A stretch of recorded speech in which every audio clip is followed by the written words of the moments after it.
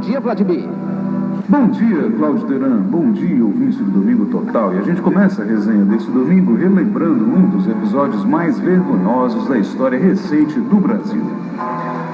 Há exatos 40 anos, em outubro de 1975, um jornalista brasileiro aparecia morto numa cela do então famigerado DOI-CODE, um dos mais terríveis centros de tortura da época da ditadura militar brasileira. O lado oficial dizia que ele havia se suicidado. Fotos foram mostradas onde via-se a figura de um homem estrangulado por um lençol.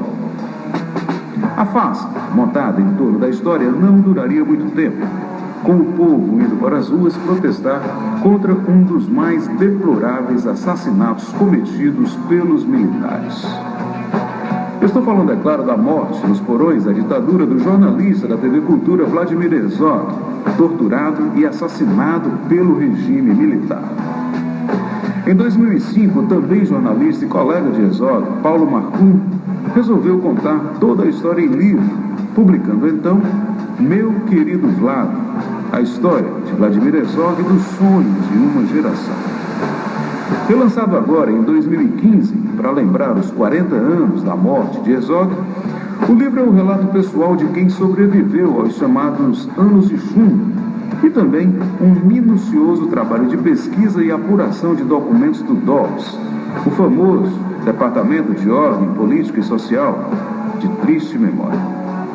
Com mais de 15 livros no currículo, entre eles uma reunião de relatos também sobre a morte de Herzog, Marcum reforça em seu livro a necessidade de se tocar em assuntos como tortura e repressão, até por considerar esse o primeiro caminho para que tais violências não aconteçam novamente. Nada mais oportuno, aliás, numa época em que, a cada manifestação de rua atualmente, ainda se encontram pessoas que, sob o manto da imbecilidade justificável, continuem a empunhar cartazes pedindo os militares de volta. Meu querido Vlad, a história de Vladimir Herzog dos sonhos de uma geração, tem reedição pela editora Objetiva. Encerrando a coluna desse domingo, mais uma reedição, dessa vez de um dos maiores clássicos da poesia norte-americana. O livro é Folhas de Helva, de Walt Whitman, originalmente publicado em 1855 e que chega agora aos seus 160 anos, mais atual do que nunca. Tendo influenciado gerações de escritores, dentre eles Jorge Luiz Borges, Mayakovsky e Allen Ginsberg, o livro se destacava, antes de mais nada, por romper barreiras. Escrito num período de formação da consciência da nação norte-americana, de otimismo nacionalista, expansão geográfica, utopias, pioneirismo, crescimento econômico e tensões sociais, Whitman criou uma poética totalmente nova e revolucionária para a época.